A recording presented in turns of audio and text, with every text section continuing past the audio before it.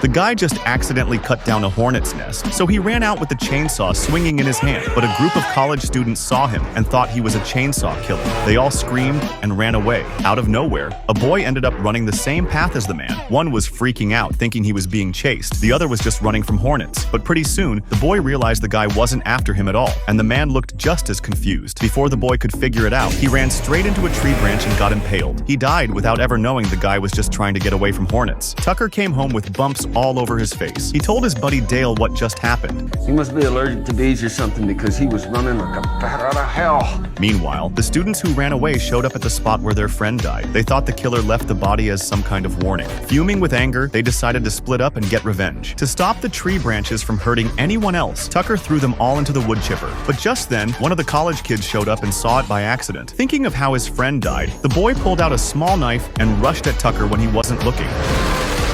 Tucker quickly reached out and tried to pull him out, but just then, a couple of girls nearby saw the whole thing. To them, it looked like the killer had claimed another victim. He pulled out the boy, just half of it. You okay?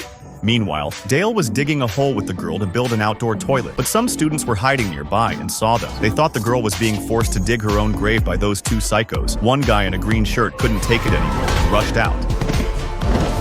But he tripped over a rock, fell into the hole, and got impaled by a stick. Dale was so shocked he almost peed his pants. Afterward, Dale carried the injured girl into the cabin, feeling terrible. Right then, Tucker ran back in and said, "Dale, I swear, this kid threw himself into the wood chipper while I wasn't even looking." Dale looked shocked and said, "I had one too." As soon as he saw the hole I dug, he couldn't wait to jump right in. After a bit of back and forth, Tucker came to a serious conclusion. These college kids came here for some kind of death party. Tucker looked uneasy. If they could hurt their own, what would they do to the two of them? Dale thought about calling the cops, but Tucker stopped him. "There are bodies everywhere," he said, "and we're both covered in blood. No way they'll believe us." What they didn't know was that the students had already called the police, and just as they were dragging the body out to get rid of it, they came face to face with the officer stepping out of his car. The two quickly tried to explain. A bunch of college kids showed up and started offing themselves, but the officer didn't buy it. He narrowed his eyes, rested his hand on his belt, and said, "All right, both of you, inside. We need to talk." Once inside, the officer tried to act tough and show who's in charge.